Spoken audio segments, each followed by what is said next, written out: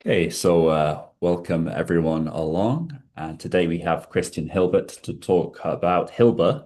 I just made you into a famous mathematician. There you go. Not too bad. Hilbe to talk about the evolution of seemingly suboptimal learning in games. So over to you, Christian.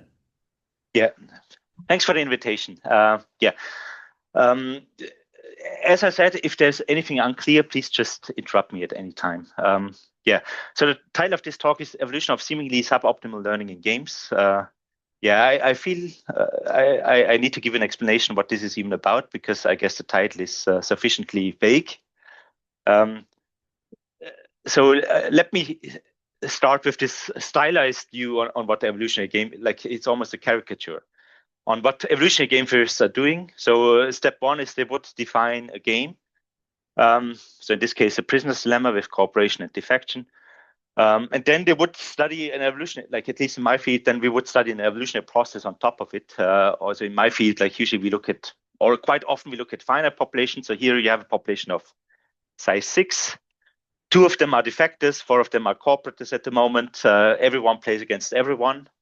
Uh, this prisoner's dilemma that I show on the left hand side, and therefore they get some expected payoff. And then how this evolutionary process usually works is okay, like you pick two individuals out of this population. For example, here this blue person and the red person, and then the blue person would compare his or her payoff against the payoff of the red person. And because 2.4 is better than 0.8, this blue person decides to defect from now on. So this is a very stylized view on how evolutionary game theorists are looking at games. Then they would study the long run dynamics, for example, of this evolutionary process. They would like to know, like depending on the game, like what are the long run properties, what is long run abundance, for example, of defection or of cooperation. Um, yeah, and for the remainder of this talk, what will be interesting, we like what I will be looking at, like let me describe specifically what I mean with this orange arrow. So what with this orange arrow I mean is that what happened here is that blue compared its payoff to red. Um, and then the other thing that happened is like because 2.4, like the payoff of the red guy is larger than 0.8, with 100% probability in this case, the blue person switched to red. And just for the following, let's call a learning process that has these two properties, selfish learning or optimal learning. Like neither of these names is particularly good, but just for the time being, it's good to have a name. Um, and the question that I will be asking a little bit with two different toy models in this talk is, like if players themselves could actually choose how to learn new strategies, would they necessarily go for a learning process that looks like this? Yeah. All right. And I mean, one question that you might have at this point is like, if not selfish learning, what else? Um, like one question that you might ask is like, is it really that in each learning step, people aim to maximize the immediate payoffs? And I guess for this audience, like you would probably already say no, because like we know that social preferences are out there, and it's not that learning necessarily leads immediately to increasing my immediate payoffs. There are many examples of experiments where you see social preferences. Let me give you one example. So the example is by our own lab. Like we conducted an experiment where participants played 20 rounds of a repeated public good game. So each round they got some endowment, and then they could either contribute their whole endowment or nothing. So it's really a binary choice here. So they could either cooperate or defect. Um, what we also did in this experiment is that unbeknownst to the participants, one co-player was actually a bot. We tried to go with a design that avoids minimizes or at least minimizes deception. If anyone is interested in this, I'm happy to talk about that more later on. And then we had different bot strategies. Like one bot strategy that we used was an extortionate strategy.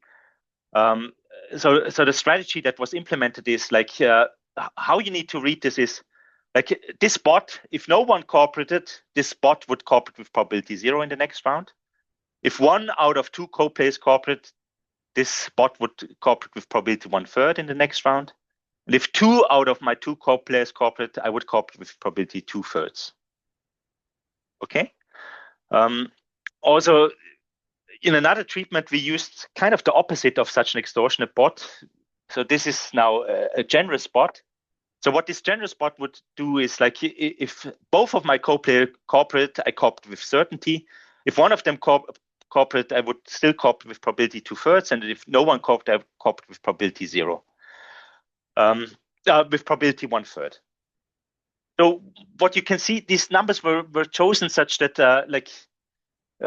from the human participant's point of view, like if they decide whether to cooperate or to defect, every like the cooperation probability of the bot always increases by 1/3. So kind of like these are two strategies that are just shifted by an absolute amount. Like the incentive to cooperate in this experiment is exactly the same, independent of the bot strategy. Okay, and against both bots, it's actually like if you think what is the best thing that the two human players could do, like if they could coordinate, they should actually cooperate in both treatments. And if you run the experiment, you see that they don't cooperate in both treatments. Rather, with the generous bot, you see quite some cooperation that is rather stable over time. With the extortionate bot, you see cooperation decreasing.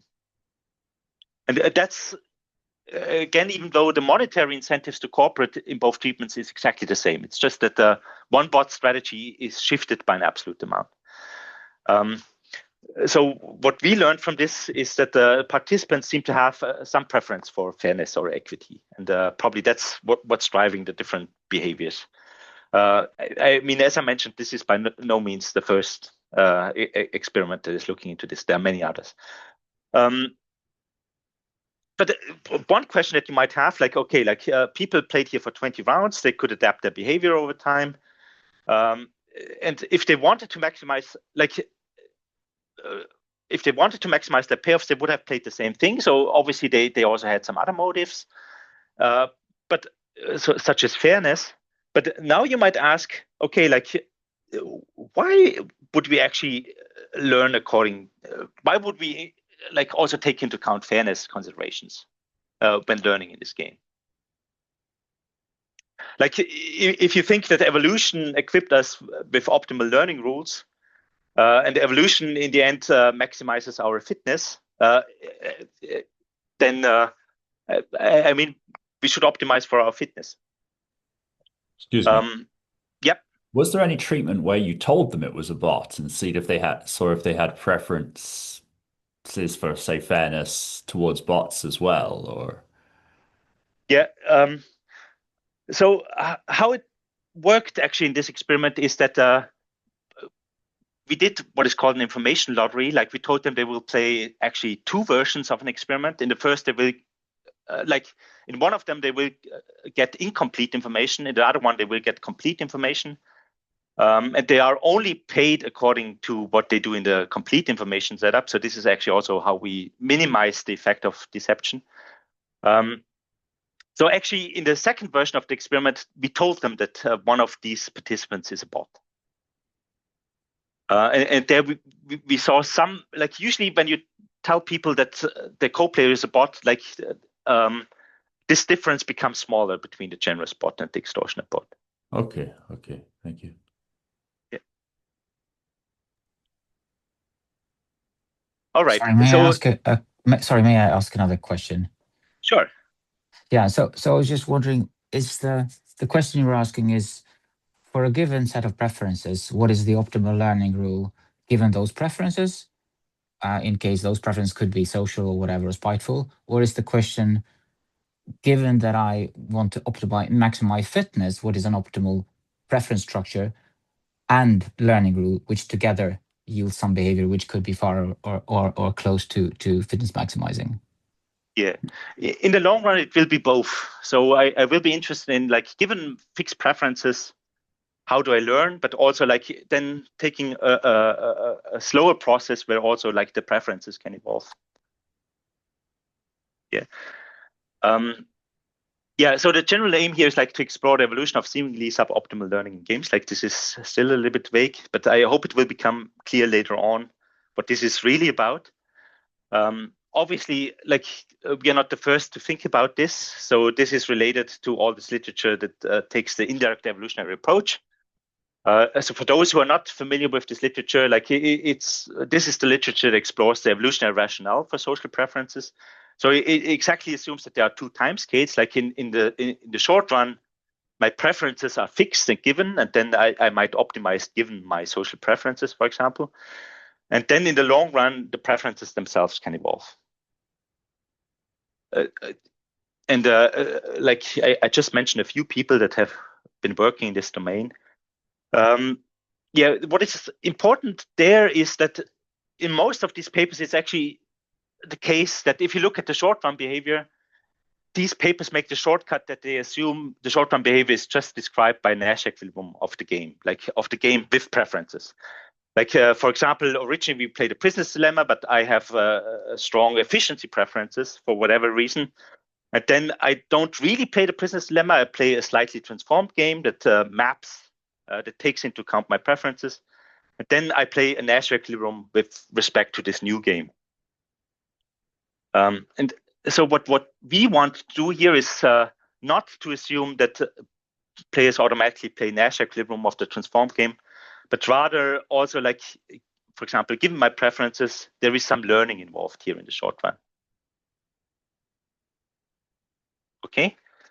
And so the setup that we look at is like there is a short run dynamics where players have a fixed learning rule, and then based on this learning rule, they decide which strategies to pick.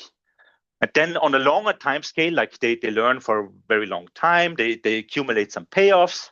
Then on a longer time scale, actually, they could switch the learning rule based on the payoffs that they get with this learning rule.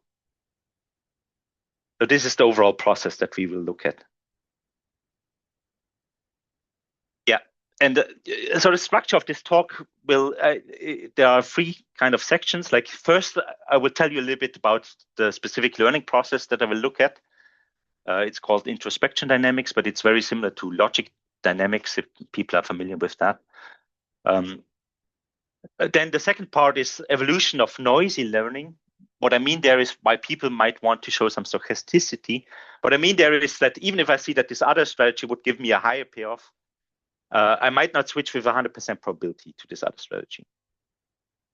And the last thing is then instability of selfish learning. So why people might not always, like, kind of why people might want to have social preferences. All right. If there are no questions at this point, then let me start telling you a little bit about the learning process that I will use. All right. So for that, let me go back to the example that I showed you in the beginning. So there we had this population. They played the prisoner's dilemma.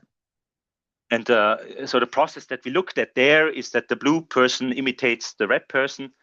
Now I'm a little bit more specific how this is done in my field. Usually what you would assume is that the blue person would have some imitation probability, which is a function of the payoff difference. So the blue person would realize that the red person has 2.4 as the payoff. The blue person has 0.8. So the blue person would plug this into this imitation probability formula and compute then the probability to imitate the other person. So just to get some feeling for this formula, like for example, if the payoff difference here would be 0, you would have 1 over 1 plus the exponent of 0, which is 1 over 2. So then you would just throw a dice, and depending on the outcome of this throw, you would imitate or not. And like the properties of this function are such that the higher the payoff of the red person here, the more likely you are to switch. So this is a monotonically increasing sigmoidal function of the payoff difference. Okay, and then in this case, like perhaps it was the case that this person would switch. I mean, Boltzmann cousin. Okay. Yeah. All right, and so this process is usually called the pairwise comparison process. So this is quite a popular process, like in the more biology direction of evolutionary game theory. Yeah, you would repeat this over and over again. So one question that you might have is, okay, like if this is the process, how can we make mathematical statements about this process? And usually how you would do it is like you take it to be a Markov chain. So the states of this Markov chain is obviously like the number of people who defect. So in this case, with 6 individuals in your population, you would have a Markov chain with 7 states. And if you assume that at each point in time, only one person is allowed to imitate someone else, you would only have transitions between neighboring states. And then you could ask, like you could write down this transition matrix, and then you could ask various questions about this transition matrix. Like, for example, in the long run, how many people will play defection? Yeah. And if I know in the long run how many people will play defection, I also know the average cooperation rate in this population. There is, so we didn't take this dynamics because this dynamics has two disadvantages for us. So one disadvantage is like the larger the population, like the bigger this Markov chain. So already with a population of size 6, you would get a 7x7 transition matrix. And if you want to get some analytical results, that makes it hard. Another disadvantage of this particular learning process is like imitation is all about like copying a strategy that works for someone else. I mean, that might be a good learning approach if you are in a symmetric game where whatever is good for you is also good for me. But later on, we will also look partly at asymmetric situations. So this pairwise comparison process is not ideal. So what we will use instead is what we call introspection dynamics. So instead of a population of players, we only have 2 players, like the row player and the column player. At the moment, the row player plays blue, the column player plays red. And then again, you choose one of the players at random. So here it's the column, here it's the row player. And this player then compares the payoff that this player gets now, like -1, to the payoff that this player could have got by changing the strategy, like 0. And the switching probability here has exactly the same functional form as before. So it's a hypothetical comparison that I make. Like against this particular opponent, how much could I have got by this randomly chosen alternative strategy? And so in this case, actually, the row player might switch to defection because it gives a higher payoff. And then you do this again. Like you iterate this basic learning process many times. So this is basically what introspection dynamics is. For people who know logic dynamics, it's slightly different, but for 2x2 games, it's actually the same. Yeah, so the advantage of this process is like, again, you can analyze it as Markov chain. Like just now, it has 4 possible states, like the possible configurations of this 2x2 game. You can write down a transition matrix. I mean, it looks a little bit nasty, but it doesn't look too terrible. One can actually calculate the left eigenvector of this matrix and then make statements about, in the long run, how likely are you in the state CC. And obviously, this all depends on this parameter beta here. So beta is how important are payoffs for me. So for example, if beta is 0, I always say payoffs are completely irrelevant for me. I just switch with probability 1/2 every time. This is sometimes called the limit of weak selection. If beta is very large, I switch if and only if the other strategy gives me a higher payoff. Yeah, and okay, so the advantage of introspection dynamics to us was that, okay, like here we only need to find an eigenvector of a 4x4 matrix. This 4x4 matrix, which is still reasonably simple. And also like, because this process works by hypothetical comparisons, it also works for asymmetric games. Okay, so this part was mostly meant to make you familiar with this learning process that we will use later on. So it's not like rocket science, like it's a very simple process. I just every once in a while, if I play against Matthias, I think to myself, what would have happened if I played this other strategy? And if I see there's some advantage, then I might switch with a certain probability. And again, I'm interested in what is the long run dynamics of this process. So how often would I choose which strategy? Okay. Are people still with me so far? All right, very good. Yeah, so with this in mind, let us revisit our previous example. So we had this evolutionary process and then this blue person switched. And what we assumed there is that this blue person switched with 100% probability because like defection gave a higher payoff than cooperation. So now we want to kind of weaken this assumption a little bit. And for that, we note that if we want to control this switching probability, it's equivalent of asking ourselves, what should the value of beta be? Because like if beta is 0, as I mentioned before, the switching probability will always be 1/2, pretty much independent of payoffs. But if beta is now infinite, then even very small payoff differences will play a huge effect. So this is kind of how this function looks like, this phi function, depending on beta. So if beta is very small, the switching probability is just always 1/2 plus minus epsilon. As beta becomes a little bit larger, like you have this sigmoidal shape, and if beta becomes very large, you almost have this step function. So if beta becomes very large, you switch even only if the other strategy gives you a higher payoff. And what we are interested in this project is, like, which kind of beta would I want to choose? So in the following, what we take beta as a measure for how erratic my learning process is. Like beta very small means like most of the time I just flip a coin. Beta very large means whenever I see an opportunity to improve my payoff, I take it. And so therefore also we interpret a small value of beta as an ineffective learner somehow, and a large value of beta as an effective learner. And with this setup in mind, we ask two questions. Like if there are two players with different betas, so again, imagine I'm playing this business dilemma, and one has a small beta, another one has a large beta. Would the more effective learner, like the one with the higher beta, on average have an advantage in this learning process? And the other question that we will ask a little bit later on is, like if beta was itself a trait that could evolve, where would it evolve to? All right. I mean, so these are perhaps complicated questions. Let me illustrate them with an example. So here the example is, let's look at the business dilemma. There are two players. Let's assume for the beginning that we even fix their beta values, like the row player has a beta of 2, the column player also has a beta of 2. We let them learn these strategies according to introspection dynamics, so this process that I told you about before. We ask ourselves, okay, like how likely are they to visit each of these 4 states? And either you run a simulation or you just compute this invariant distribution for these particular parameter values. What you will see is that, I mean, most of the time they mutually defect, as you would expect it in a business dilemma. But sometimes, because beta is not infinite, sometimes they also use suboptimal strategies.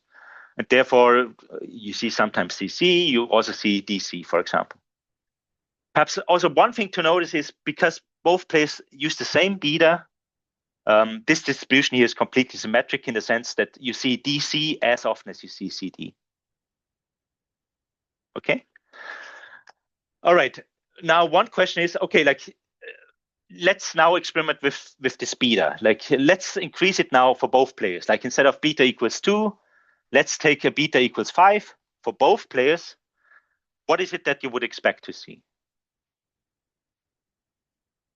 So what you get then is actually that, I mean, because they are now more effective in the learning, they are better in seeing that defection is actually the strategy that gives you a higher payoff. So what you see is that they are even more likely to be in a mutual defection state. But still, because beta is not infinity, there is some chance that every once in a while they would be in DC or in CD.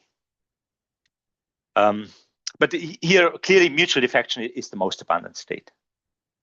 And now the interesting question is, okay, like what happens now if one player has a beta of 5 and the other one has a beta of 2? So here is the result that you would get. And what you see is that, so here the row player is the player with the higher beta. This row player is actually more likely to defect than the column player. And again, this is, I guess, kind of intuitive because like the player with the higher beta is better in identifying those strategies that currently give a high payoff, and defection always gives a higher payoff. So therefore, here the player with a higher beta is better at defecting. And as a result, you would also see that the average payoff of the row player is 0.34 here. The average payoff of the column player is minus 0.01. So here the player with the large beta actually has an advantage. So these here are 3 examples. You could actually look at them now. You could write this now as a super game. Like instead of players choosing between C and D, you could actually make them choose between a small beta, like a small strength of selection, or a large strength of selection.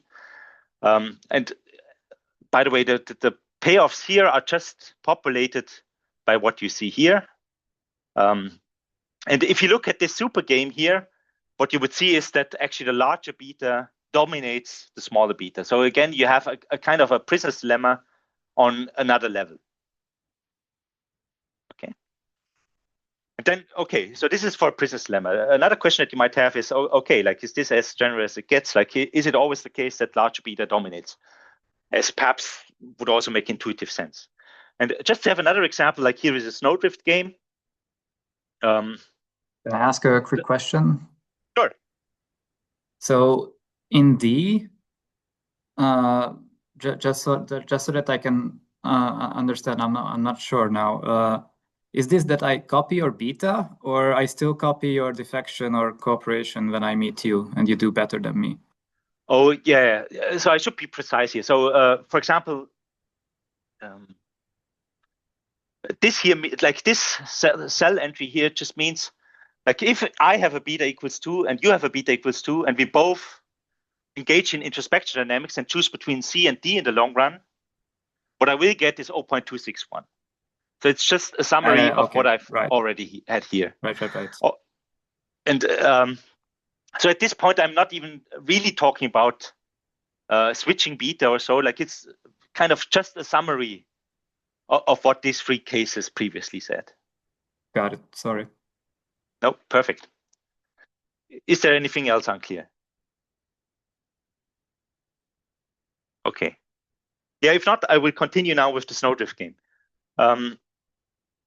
So again, like just to get some intuition, let's assume for the moment that both have the same beta. Like in this case, I just assume beta 1 is 5, beta 2 is 5. I ask myself, if both players play according to this introspection dynamics process, where will they end up?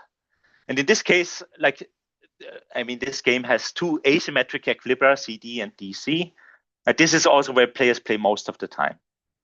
Like 37% of the time they are in DC, 37% of the time they are in CD. Because both have a finite beta, they are also in off equilibrium states every once in a while. But that's the picture. Now, again, you could ask yourself, okay, what happens if they still have the same beta, but the larger one? And the picture is similar to what it was before. Like now you spend even more time in the Nash equilibrium states. But because beta is still finite, there is also some chance that you would be in off equilibrium state. And finally, you could ask yourself, okay, what happens if one player has a small beta and the other player has a large beta? And then do introspection dynamics. And the interesting thing now is that here, like now there's some kind of symmetry breaking. I guess that's what physicists would call it. So here you spend now much more time in the equilibrium CD than you spend in the equilibrium DC. The interesting thing is, like the equilibrium CD is actually the equilibrium that is preferred by the column player, so by the player with the small beta. So here the player with the small beta actually has the higher average payoff than the player with the large beta. And if you want to get some intuition of what happens here is, like for example, if you imagine that you start here in this quadrant, like for the column player, it's actually very easy so in this state, actually the column player cooperates.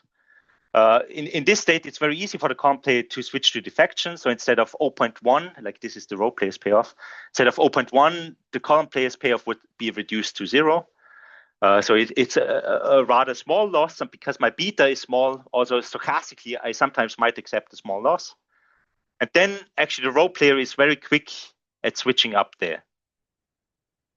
And once we are up there, it's comparably hard to leave this state again.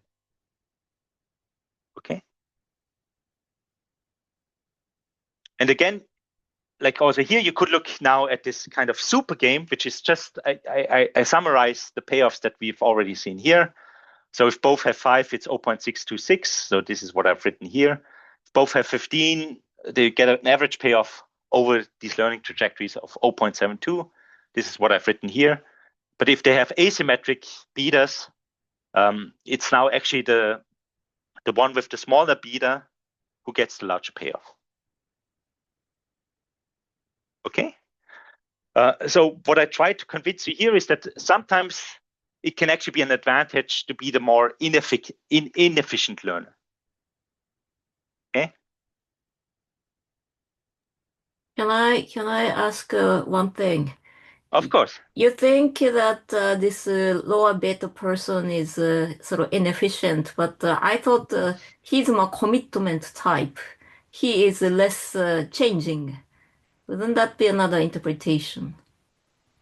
I mean, it depends on where you are. Like if you are at a Nash equilibrium at the moment, like if you are at the moment at a strict Nash equilibrium, the one with the smaller beta is actually more likely to change. Oh, Because the one with the smaller beta doesn't care so much about payoffs than the one with the larger beta. okay. Got it. Thank you. Yeah, But sure. I could imagine that if this is a struggle over at which equilibrium you end up, the one with a lower, the one that cares or that seems to care less about payoffs, in this case, coincides with someone who is more forcefully pushing to the equilibrium that's better for this person, right? That's right. Yeah. I mean, that's also why my talk is called seemingly suboptimal learning behaviors. Because in the end, like actually this player with the smaller beta actually has an advantage. And it's actually optimal overall to have the smaller beta here. I mean, it's also optimal to be the type that always defects and never learns anything. Because then no matter what the beta is for the other player, eventually he will probably switch and we will probably stay there. That's right. Yeah, I fully agree. Yeah. So if I could commit myself to never learn at all and to always play D, obviously this would be the best thing that I could possibly do in this game. So, Yeah. sorry. So we know, so from work like, don't know what it's called, What to Maximize If You Must, the Heifetz Shannon Spiegel paper, we know that you can sometimes get perfect optimizers invaded by alternative preferences.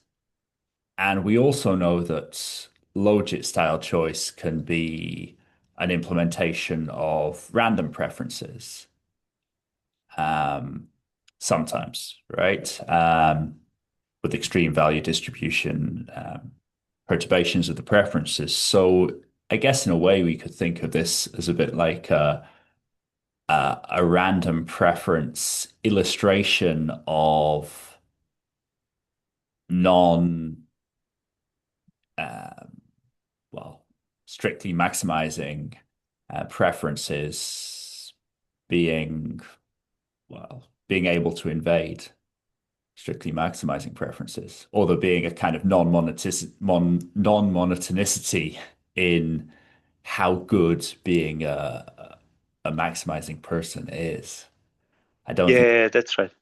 To be honest, I don't know this other paper well enough to really comment on this. But this sounds right to me. But still, like I do believe what comes next, like the next slide, might still be interesting. Oh, of course. I wasn't saying it wasn't. I was just trying to say it puts together two things that I have in my Yeah. head in a nice way. Mhm. So please go on. Okay, cool. Yeah. Okay, so now we actually ask the second question. Like so far, I've exposed you to two games that I determined. I exposed you to different beta values that also I determined. So one question that you might have is like if beta was now an individual trait that could evolve itself, like what value of beta would you get in the end? And to look at this question, actually, we now need another evolutionary process on top, like we had the learning process already. Now I will put another evolutionary process on top. So on a slower time scale, we let these selection strengths evolve. And the assumption here is like there are two time scales. In the short run, my selection strength is fixed. I meet other players. I learn to play against them according to introspection dynamics. And as a result, I will get some average payoff over a very long learning period. And then the question is like, then on a slower time scale, like we assume that actually players with a higher payoff, they are more likely to reproduce. And we assume that they inherit the beta value plus minus some small mutation. Okay, so if I happen to be a very effective learner, in the sense that I usually get very high payoffs in my learning processes, I would have more offspring, and those would inherit my beta.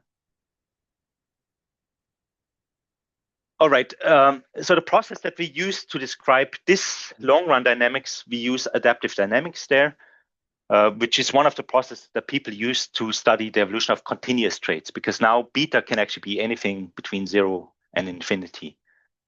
So adaptive dynamics pretty much works as I explained in this setup.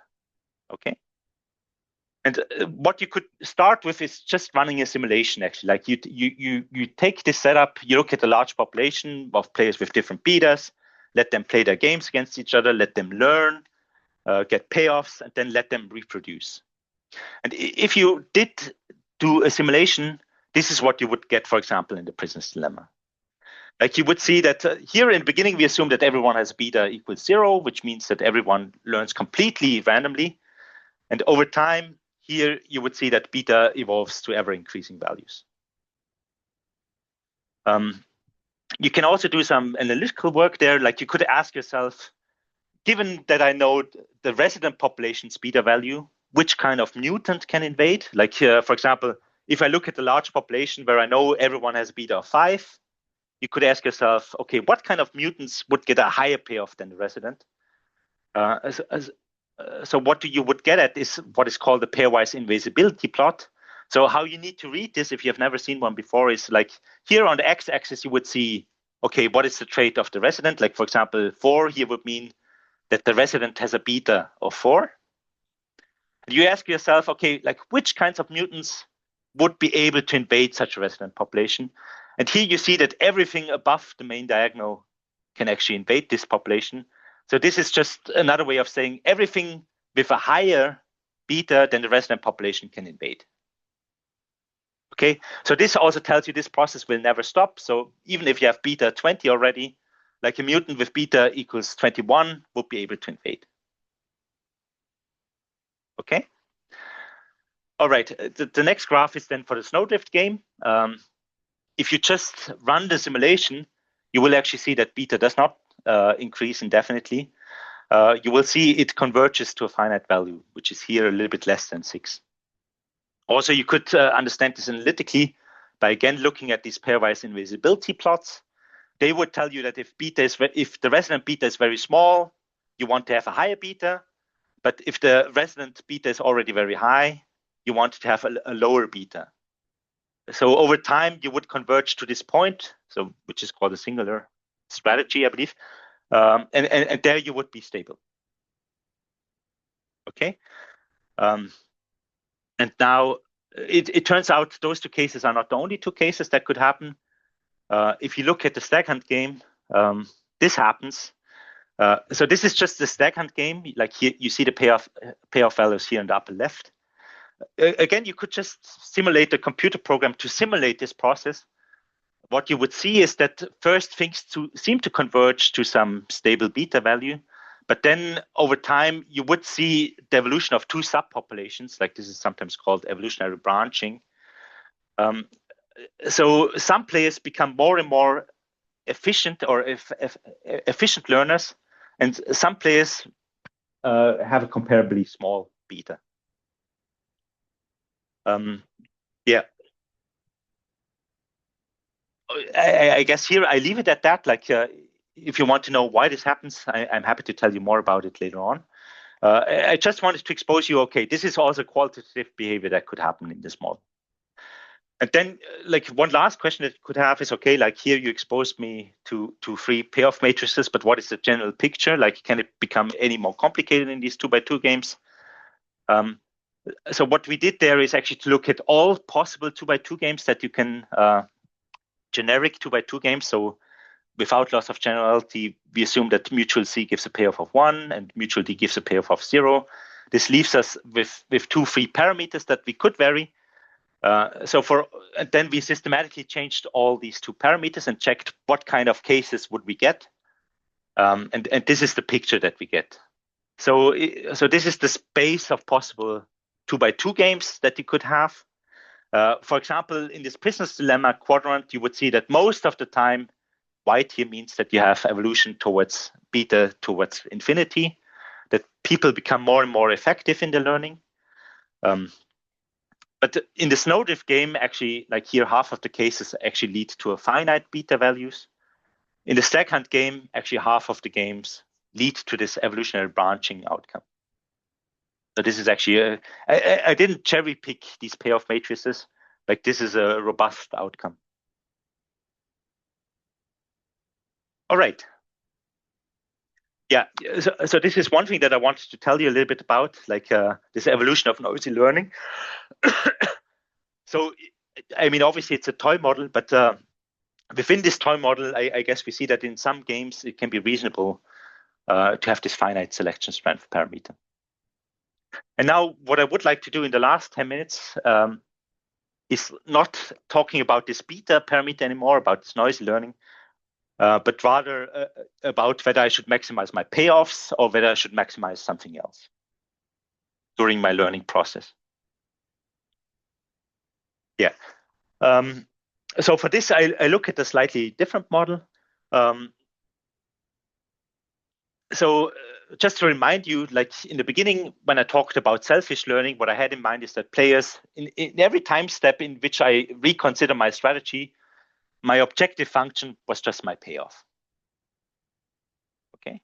And obviously, this is not the only choice. Instead, I could also have other objective functions that I would try to optimize during my learning process. Okay. And so here is an alternative. Like I should say in advance that this is not like, this is just one possible alternative out of many. So this is not like we chose it basically because it works, but not because it's totally intuitive. But please bear with me. So what this alternative learning function does, it actually has 2 different objective functions. Like one of it is, for example, fairness. Like I don't like unequal payoffs. And what we assume here is that a learner with this learning rule, which is called fairness mediated team learning or FMTL, like if the payoffs currently are very unequal, like for example, if I play against Jonathan and he has a very high payoff, I have a very small payoff, then at the moment, really fairness is most important to me. And I would switch to a strategy that reduces inequality. Okay, so my objective function would be really to minimize the payoff inequality between me and my co-player.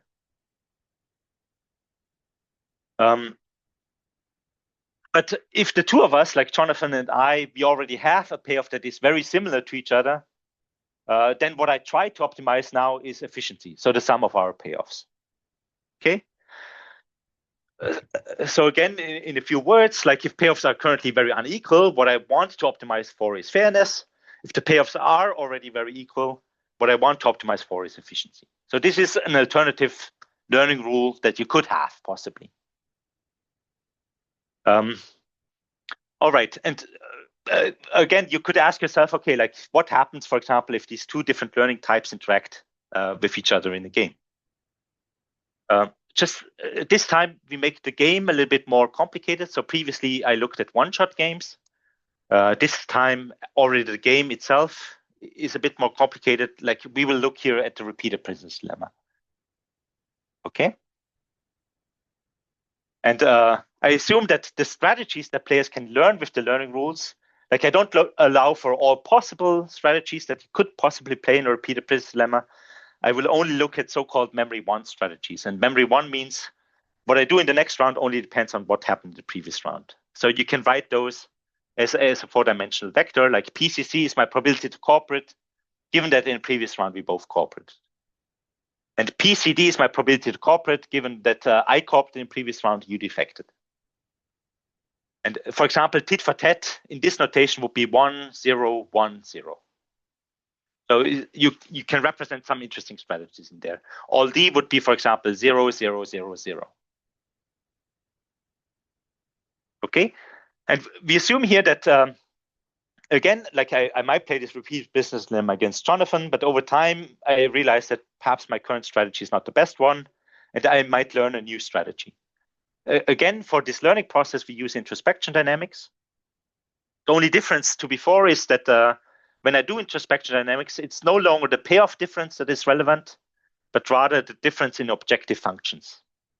Okay, so if I see that this other strategy serves my objective much better than my previous strategy, I might switch. Okay, and like the two different players that we will look at is selfish learning. Here, the objective function is always just payoff. The other one is this fairness mediated team learning. All right, just to give you an illustration what these learning rules really try to do. So this is kind of the payoff space where people move in. So for example, here is the payoff of player Y. Here's the payoff to player X. For example, if they both defect all the time, they would get a payoff of 0 all the time. If they both cooperate all the time, they would get a payoff of 1. If player Y defects all the time, player X cooperates all the time, they would get a payoff of 2 and -1 here. So this blue region is the space of all possible payoffs that players could possibly get. Think of the fog theorem. And here the arrows just indicate if you are player X and you are a selfish learner, what is it that you want to do? Like you want to move upwards. You want to increase your payoff. Okay. And this is what FMTL wants to do. If FMTL is very far away from diagonal, so the payoffs are very unequal at the moment, it tries to get to the diagonal. But if we are already at the diagonal, I try to increase efficiency. So I try to move up there. Okay. All right. Again, what we did in the beginning is to look at this process with simulations. So what we did here is like we looked at 1,000 different pairs of individuals, each starting with a random memory one strategy. So this is actually what the distribution of payoffs in the very beginning. If you just draw random memory one strategies and you record what is their payoff, like where is it in the space, you will see this kind of picture. Okay, and then you can ask yourself, okay, like if both players were selfish learners, so they both try to optimize their payoffs, where would they go to in the long run? Here, beta, by the way, is very large. So what you would see is that in the long run, they move towards a Nash equilibrium. So here, in this case, out of these 100,000 simulations, actually, 93,000 ended up in a mutual defection outcome, where people play, for example, all D all the time. 6,000 end up in a mutual cooperation outcome. 12 of these simulations ended up in an alternating outcome where one round I cooperate, in the other one I defect. Okay, so this is what two selfish learners, if they just learn according to introspection dynamics, would get in the end. Okay, the next question then is, if I play FMTL and I play against selfish, so my co-player is just blindly optimizing her payoffs, but I now care about fairness and efficiency. What would I get? And the nice thing here is that the mutual defection equilibrium disappears. Actually, most of the learning outcomes end up with mutual cooperation. So even though my player still blindly optimizes for his selfish payoff, just because I care for fairness and efficiency, the long run, the learning trajectory goes up there. And yeah, and this is actually a very general result. Just to get some intuition for what happens. So here on the x-axis, I have actually the number of learning steps, like how many introspection dynamics learning steps you need to do. And here I really look at one game between an FMTL learner and a selfish learner. And what you see in the short run is that the FMTL learner always has a lower payoff than the selfish learner, which makes sense because the selfish learner really tries to optimize the immediate payoff. But what happens then in the long run is that FMTL and selfish both end up in the mutual cooperation equilibrium. Okay. So this now is a simulation result. What you can actually show is that with FMTL versus selfish, so mutual defection is no longer an absorbing state. So this is something that you can prove. So to the extent that selfish versus selfish sometimes ends up in a Nash equilibrium where both players defect, you can already get an intuition that FMTL versus selfish is a little bit better because it strictly avoids this very inefficient equilibrium. All right. I guess the other message that you get from this right-hand picture is that you need to be kind of patient with your learning rule. So if you want to be successful only after a few learning steps, so if you evaluate the success of your learning rule after you've learned 5 times, for example, then selfish learning performs better than FMTL. But if you are very patient in evaluating the success of your learning rule and only evaluate it with respect to the Nash equilibrium in which you end up in, then FMTL is actually much better than this selfish. Okay. So this is also what I try to say here. And actually, so this slide only tells you that, I mean, so far I was talking about this example of a prisoner's dilemma. You could do it with other kinds of games. And actually, most of the time, you would actually see that FMTL versus selfish learning ends up in an efficient outcome. All right, and then again, what you could do, of course, is like if players now on a separate time scale could evolve the learning rules, like if they can only choose between selfish learning and FMTL, which learning rule would actually evolve? And if the underlying game is this repeated prisoner's dilemma, what you would see is that in the end, everyone learns FMTL in this case, simply because FMTL avoids these negative Nash equilibria. All right, so this is then the summary. Like if players are sufficiently patient in assessing the success of the learning rule, so not immediately, like if I don't want to see a success within the first 5 learning steps, but in the long run, then actually selfish learning is dominated because selfish learning too often leads you to a bad equilibrium. And the other important conclusion that I would draw from this, like this was not meant to convince you of FMTL. Like if you ask me, FMTL is kind of a very artificial learning rule. I don't believe anyone is doing that. But we used it as a proof of principle that selfish learning as a learning rule is not evolutionarily stable in this bigger sense. Hang on. In your diagram on the previous page, though, wasn't the selfish line always above the FMTL one? That's right. That's right. So for every finite number of learning steps, actually the red line is above the green line. Only in the long run they are the same. But now the interesting thing is, like if 2 selfish learners play against each other, most of the time they get the mutual defection payoff. So most of the time they actually get a payoff of 0. And now you ask yourself, should you deviate towards FMTL? Yes, if there's a lot of selfish learners about, yes. But if there's a lot of MTL about and we're dealing with a finite time span, then you'd want to be a That's right. Right. So you interior, I suppose. That's right. That's totally correct. Like actually, like if you think about evolution now as a function of this number of learning steps, what you would see is that if this number of learning steps is very small, always selfish would evolve. If the number of learning steps is very large, always FMTL would evolve. And if the number of learning steps is somewhere in intermediate, I'm actually not even sure. Like in this case, there might be bistability. I'm just curious about how the selection on the population of learn at the slower time scale happens. Is that? Oh yeah. Yeah. Yeah. So in this case, actually, we just did replicator dynamics. So we wrote down what is a selfish learner against another selfish learner? In the long run, what do these two players get? Or FMTL versus a selfish learner, what in the long run do they get? So you get a 2x2 matrix.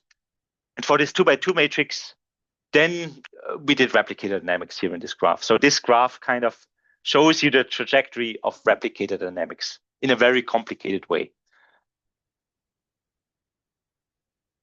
Does this make sense? Yeah, I think so. So the advantage of the FMTL learner is that it takes, but it still plays the repeated prisoner's dilemma a bunch of times with the same person. That's right. Yeah. So the advantage is that it teaches the other one, it drags the other one to the better equilibrium, right? That's right. Yeah. Yeah, that's the intuition here. That by choosing my learning rule, I'm somewhat better in moving the dynamics towards the equilibrium that is better for us.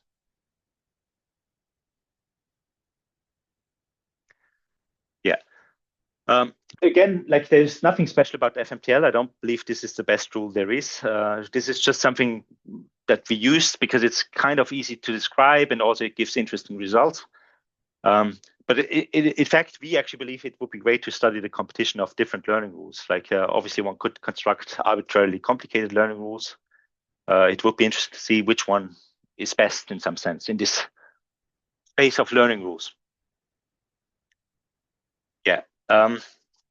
Also, like, just let me take a step back. So what I started with is like this experiment where people can be extortionate, like where people play against bots and the bot can be extortionate or generous.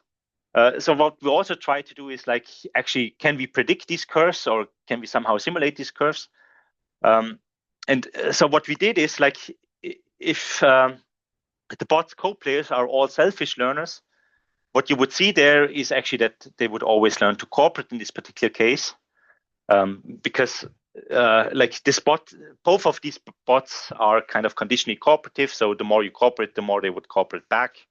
So in this case, you would see that against in both of these treatments, if their co-players would be selfish learners, you would see more and more cooperation.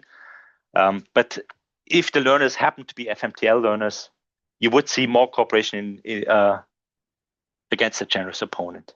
So again, I'm not saying that like this explains what people do. I'm pretty sure they don't apply FMTL. I'm just saying that this does, in this case, a better job in explaining the data than selfish learning. Yeah. Thanks for your patience and for staying with me. So I'm already at the last slide. So I guess what I wanted to convince you is that just as we can use learning processes to study like the selection of strategies, we can use a higher order evolutionary process to study the evolution of learning rules, like either this parameter beta of a learning rule or entirely different learning rules. And and using this meta perspective, then what we try to do is like find out in which case some seemingly suboptimal learning rules actually have an advantage. Yeah, so these are all the coworkers. I should have said that nothing in this talk is actually done by myself. Like all of this is done by my coworkers. So actually, like the first 2/3 were done by Marta. So she's a postdoc in Amsterdam. And the last third was by Alex McAvoy. So he's a professor in Chapel Hill. Yeah, and with that, thanks for listening. And if you have any questions, let me know. Okay, thank you very much. Thank you very much.